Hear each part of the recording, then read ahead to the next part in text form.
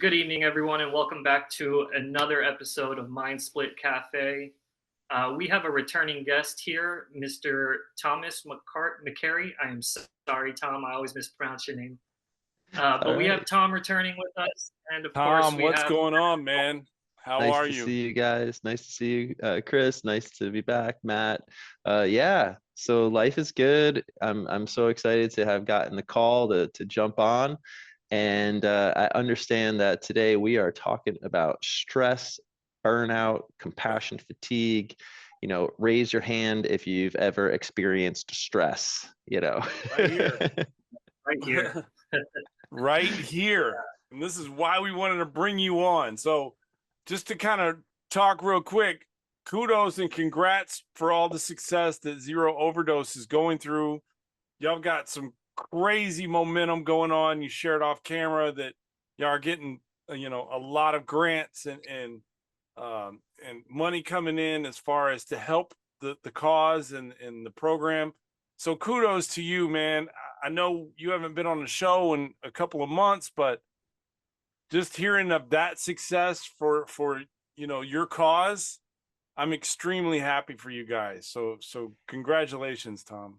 Thank you, Matt. Yeah, and if anyone was watching has watched the first podcast that I was on, that was the seed that was planted. Chris said, "Hey, man, this is all good stuff. I want to be on the board." Guess what? He's on the board. He's one of the most active members that we've got on the board. There's been a ton that's happened over the past couple months, and that's awesome, Tom. So really good stuff. Yeah, definitely. Well, you know what? Then I'm gonna plant the seed too, Tom. If you got a spot on the board for marketing, then let me know. I would love to be on the board. So we'll just do it that way. Awesome. I love it. Yes, thank you, Tom. I appreciate that, and I couldn't be more excited to be on the board. It's an awesome company, and I can't wait to see where it goes. Well, let's talk about the stress and the burnout, right? Because we're kind of limited on time. But I mean, you asked the question: has anybody in this little, on this show experienced burnout or stress? And obviously, we all raised our hands, right? And so, what is it exactly that you kind of want to tell us today, or give us some tips? Or I'm excited to listen. Yeah. So I know that Chris has some statistics lined up that he wanted to share. Mm-hmm. I'm going to just kind of give a foreshadowing that we're going to talk a little bit about even just some definitions. So we kind of have like some shared definitions, what stress versus burnout versus compassion fatigue, and some of the various degrees, things to look out for, things that we can do to help ourselves, help other people, and be on the lookout for. Yeah, absolutely. I'm excited about this one. And the statistics that Tom was talking about are just absolutely mind-blowing. And keep in mind, these are with employee burnout or work burnout, stress, things of that nature. But it looks like 625 million people suffer from depression, anxiety, or some form of employee burnout, which results in 1 trillion of lost productivity each year. That is insane. That is absolutely insane. And then the last one that I wanted to throw out there, because I know Tom will be able to work off these, researchers looked into the impacts of mortality and healthcare costs in the United States, and they have found that over 120,000 deaths were related to stress, anxiety, or some form of employee burnout. And that cost the healthcare industry $190 billion. Wow. That's hard to, that is hard to even wrap your head around.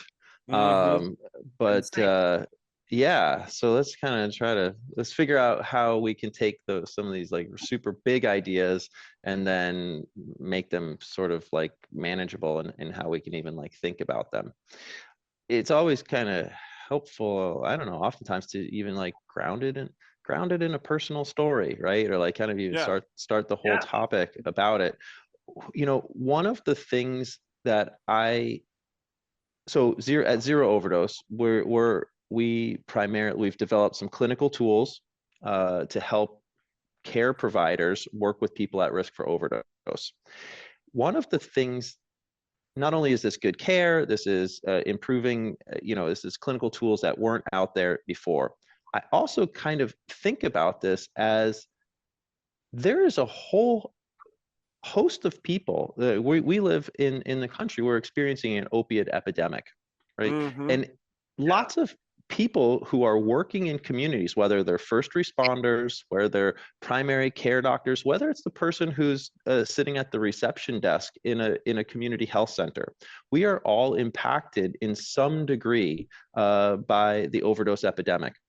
And one of the things that leads to burnout and compassion fatigue is feeling like you don't have the tools that you need, right? To not be able to make an impact in the work that you're doing is a risk factor for compassion fatigue, right? When there's so much suffering and you don't have the tools to help, it is very unsettling, right? And so for people working, a long time, kind of like all we had was Narcan, which is a super important tool, right? This helps reverse an opiate overdose, but the person's already had an overdose, right? The person's already had an overdose at that point. It's hoping that the person doesn't die because there's Narcan. And it is really kind of not a good feeling to say like, well, here's something, I hope you don't die, right? And when either, what's that? I was just saying, like, here's the Narcan, good luck. Yeah, right. And like, it's not a good feeling, because we get into the helping professions because we want to help people. And so to not have, somebody comes in with something, another form of preventable death, like, I don't know, they have high blood pressure, like there's all of these care pathways, there's medications, there's there's things that we can talk with them about, there's educational tools, all of this type of stuff that we can do for most issues.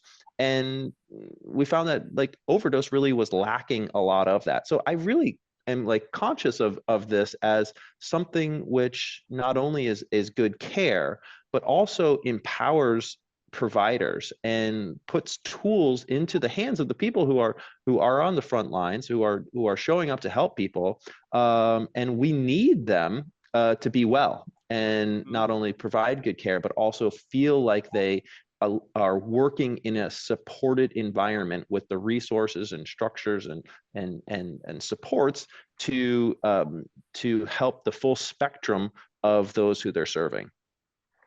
Yeah, that absolutely makes sense. So I mean, it's kind of like the provider or the clinician is down mentally because they don't have the tools and resources to properly care for someone. Right. Yeah. So it's a disadvantage. Right there. Sure. Yeah. Sure. And that can kind of that can manifest in different ways. Right. It can manifest in just sort of a lack of care, lack of empathy. And so now we're kind of like getting into like the difference between like burnout and compassion fatigue. And so burnout is oftentimes is experienced like an energy, and specific to the work that you're doing, right? It's time limited. If you go on go on a vacation, you feel better. If you're over the weekend, you feel better. If you have a sense of dread on a Sunday night, if you're Sunday scaries. Is that a thing? Oh my gosh. Sunday scaries. Yeah. Now let me ask you this, and it's kind of been floated around, throughout the years or whatever. Henry Ford was the one that I believe was the one that created the 5-day work week, right? And so, yeah. And so, what do you feel? How do you think a 4-day work week, right, would do? And because coming out of the pandemic, and then when we were in the pandemic, everything was work from home. Like companies were it was, you can work from home, it's fine as long as you get the job done, right? Yeah. that in itself, in its entirety, caused another stressor and another, like, whatever you want to call it, right? But do you think having like a 4-day work week and then maybe doing a hybrid model might help eliminate some of that burnout, where you do get that 3-day kind of, vacation types or weekend, whatever you want to call it? Do you think that would help? I have no idea, but I love the idea. I already feel better, right? Like you've heard of 7-minute abs. Yeah. How about 6-minute abs? Yeah. Yes. I'll sign up for that every day. Yeah. Right? I don't know. I think what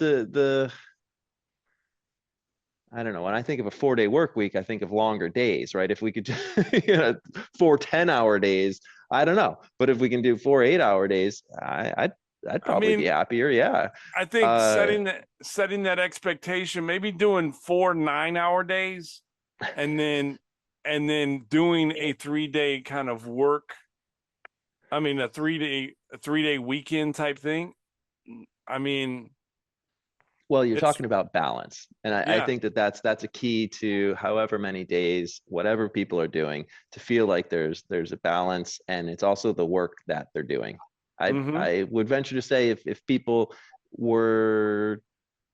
work didn't change, if somebody's in the wrong setting, right? If the setting is monotonous, if it's super chaotic, they don't feel supported, if it's just not the work that they want to be doing, they're not going to be happy. There's going to be burnout, whether it's however many days, right? However much time.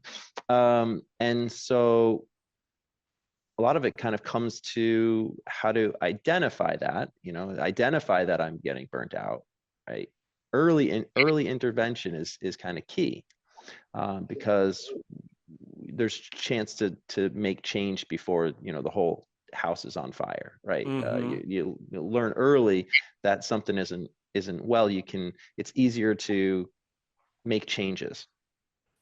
Yeah, it's easier to switch gears and turn things around. That makes sense. I think that kind of goes with a lot of health concerns. I mean, as long as you catch it earlier, the better. So what is some of, I don't want to use the word treatment, but what can we do to better someone that has burnout? So, I mean, is there therapy? Is there medication? Is quitting your job? What can we do? Doing podcasts? Yeah. Well, I think, let's see. I'll say it because anyway, and I found a bunch of resources, right? And I'll send them to you in an email. Maybe you might be able to like put them in links under this podcast so people can, because there's actually so much information out there about this, and it's more to cover in a podcast. But I think this is good to kind of give like an overview, give some thoughts, some ideas, and then also like resources that people can check out. So ideally what you want to, we nailed the first part of it. You have to identify that there's a problem, recognize this. If it's possible, how to reverse it, right? And so those are some internal coping strategies. Then also maybe empowering to see what you can do to change the environment, right? And maybe for some people, a 4-day work week, working 10 hours would be better. For other people, it's going to be something else that it has some shift, maybe perhaps in the work that they're doing, if that's possible. Sometimes it's about getting more training in something. I was there was a period of time that I was feeling really kind of stuck and stagnant, and one of the things that I did to make the work that I was doing more meaningful or feel like I was making a bigger impact was I leaned into some of the parts of the work that were challenging for me. So many people enter the fields. I'm a mental health counselor. We learn a little bit about suicide prevention, but we don't learn that much about it until you get into the field, right? And now all of a sudden I'm an early career clinician, and I'm working with significantly impaired people, one after the other, and I got overwhelmed, right? Yeah. And so for me, one of the things that I did was I got more training. I became, I really leaned into it because I'm like, this is not part of my job. I can't go to my supervisor and say, hey, listen, I don't want to work with people who are at risk of suicide, right? This is like, that's not a thing. Yeah. What I could do is learn more about it. So I felt like I knew how to help people and that actually did help. Right. And so getting supervision, getting training, if there are parts of the job that is unavoidable, but there's things you can do to change it. Yeah, that makes a lot of sense. Trying to dig your heels in and understand the content a little bit more. I mean, I know for a fact I've had a job where I absolutely wanted to quit because I wasn't good at it. I didn't know how to do it, and it messed with me mentally. But what I did is I turned around. Actually, I didn't do this. My supervisor came to me and put me in some training, and it helped me. It alleviated that stress of not knowing what to do and fear of having to do it. So yeah, I mean that makes complete sense. Then and so um self-care is important, right? And Yeah. so and this comes back to Matt, like what you were talking about is the importance of having like a balance, right? Doing the simple, sometimes we forget some of the simple things, right? Eating, drinking water, keeping active, doing all of like these sleep hygiene, like all of these things Yeah. are super important and help us stay well. That's actually like the third part of it is like being resilient, right? If I'm healthier and keeping care of myself, then I'm more resilient to stress. If I'm already worn down physically, emotionally, spiritually, then I don't have the same ability to kind of respond and bounce back to stress that I'm experiencing. Mm-hmm. And so having other things that we can do sort of is connecting with our peers also. I think for me Finding was support is group. a big part of it. How and that's something that was lost a bit in so much remote work, right? You don't Mm-hmm. actually, you have this sort of loss of connection with Yeah. people in a certain way where you're not seeing them. You see if something's changed, right? Like you just Yeah. don't look, you never get to say to somebody, hey, you don't look okay. But if you And if you know the person, it's really tough to say that over Zoom, right? yeah, Because yeah. you really can't tell, it could be like bad lighting or bad sound. So you're not really getting that tone in someone's voice when you're Hmm. physically in the room with somebody Hmm. every day. Right. You just don't. It's that loss of connection, like you said, or like you Yeah. suggested. So Yeah. yeah. Yeah. Like I always have a pretty like really um light demeanor, right? And laughing and joking and stuff. And I have, when I was in offices more often, I had people that I kind of like checked in with. And if there was ever a time that like somebody's cracking jokes, like, hey, I don't know, I was trying to think of an example before. I was like, hey, Tom, you're like, what's going on? Do you drive to work with with your head out the window or something? Because like my hair is sometimes like totally like, Yeah. it's just like Yeah. not compliant, right? And I would normally like joke around about it, like, oh yeah, what's going on, right? But like if I just like just walk past them, like this is a sign that this for me This is that a would be like flag.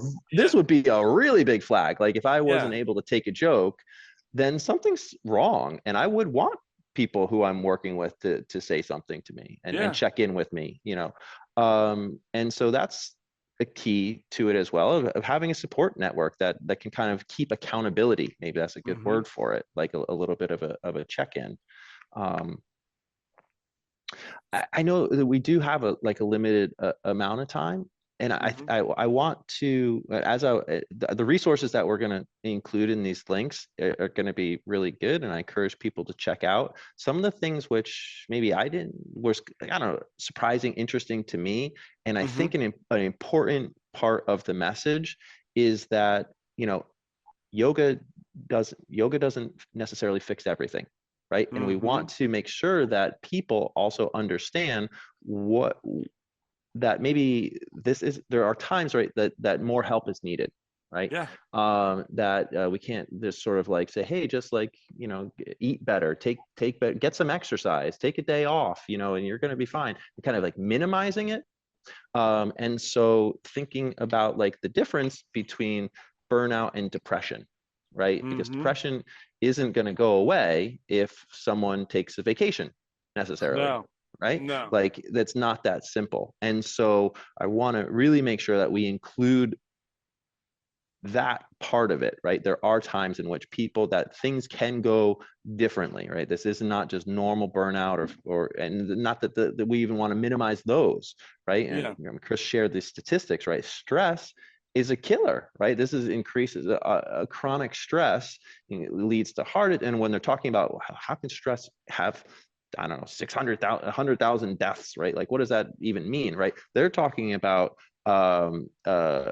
substance use due to stress. They're talking about high blood pressure and cardiac events, strokes, all of these things which are associated with that. Depression is one of them, right? And so depression, things which are different between depression and burnout, right?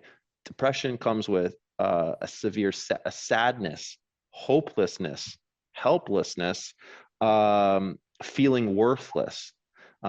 This is not, and that doesn't go away on a vacation, right? This doesn't go away. This is, if I have burnout, I might not have the energy to do the things that I enjoy. But if I have depression, I don't enjoy the things I enjoy.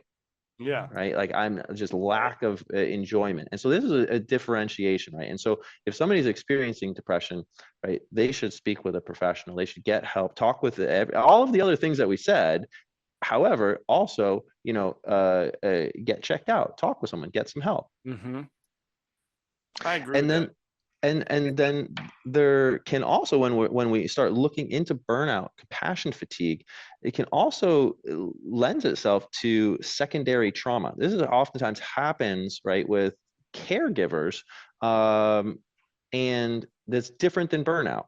Right. Secondary trauma is where you start to experience anxiety, fearfulness, hypervigilance, startle response. So some of the symptoms of what we know is post-traumatic stress disorder, right? And so these are can happen in situations where we are repeatedly or sometimes just singly exposed to traumatic experiences, people recounting trauma to us, people experiencing a significant illness or injury, loss of life, chronic illnesses, and or in first responders, accidents, injuries, violent acts, things like that can start to impact the caregivers. So looking out for things which are signs and symptoms that this is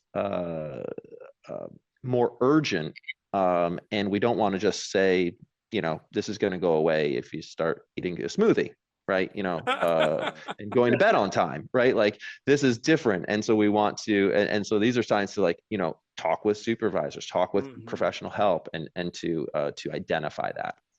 And this is why we have experts like you come on the show on a weekly basis, right? Because,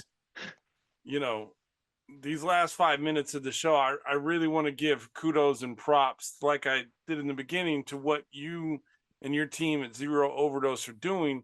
But you being so gracious enough to come in and lend, the last 25 minutes of your, of your life, like we ask you to come on the show, and without hesitation, you say, yes, I would love to. And I just want to say thank you for that, because having experts like yourself on here, we don't know how many people, if we are even helping anybody, but we don't know how many people we are affecting or helping. But just having experts like you, I know it does feel good knowing that you guys are lending your expertise to the show. So thank you very much. Yeah, it's awesome. I love what you guys are doing, and I know you are reaching people, and it takes a lot of work to produce this and to keep it to keep it going. So I'm happy to hop in and share what I know and participate. So it's good stuff.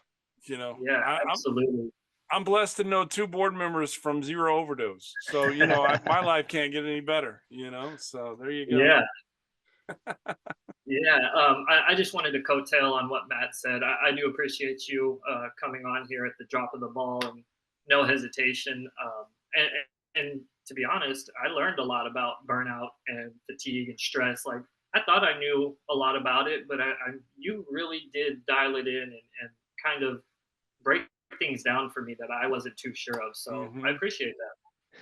So I'm gonna think twice about just getting a smoothie. Go ahead. I'm not going to let you off. I'm not going to let you guys off the hook. I want to pitch this back to you. What are you doing in the next?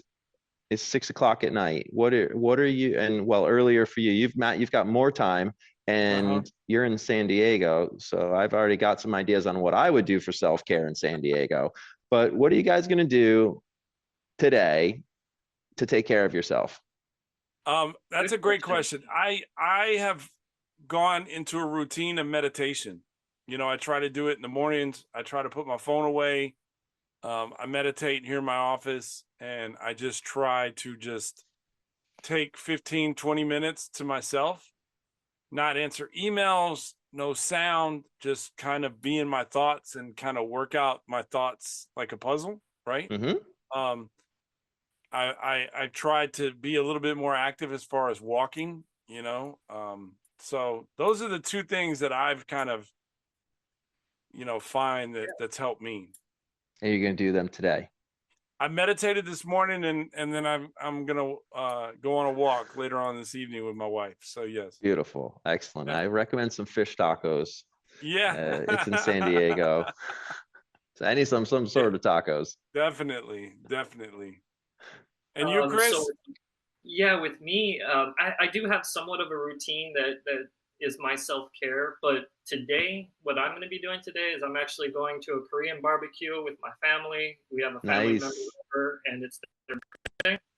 So we're going to go to Korean barbecue, come back, and then my routine will kind of kick in. I go into my room by 10 p.m. I'm done talking with my family. I know that sounds bad, but I come up at 10 p.m. I read a little bit, whether it be something on mental health or maybe the test that I'm going to be taking here soon. And then I watch basketball, whether it's an old game, highlights. Basketball has always been my release. And now that I'm a little bit older and I can't play it anymore, watching it is my release. Awesome. That was fantastic. What are you going to do? You can't get off the hook now. Well, I had the advantage of asking the question, so I've got some things on mind. Tonight, I've got a friend coming over to hang out for a little bit, and we're going to take a walk and do some stargazing and see if we can, look up at the sky. There you go. That's awesome. So I'm going to need you to email us some pictures. Of the sky. Of the sky. Yeah. All right. We'll see what we see. Good. I don't have a telescopic lens, but we'll see. I'm sure we'll find something anyway. It will be abstract. I'd like to see some roasted meat. I don't know. Yeah. Well, I'll send some pictures of it. Tom, thanks so much for joining the show this week. You're welcome back anytime. We're really short on time, but again, you're welcome back. Thank you so much. And we'll make sure we post those links that you shared with us on the bottom of the episode. So until then, guys, take care, and we'll see you soon next week. Thanks, everyone.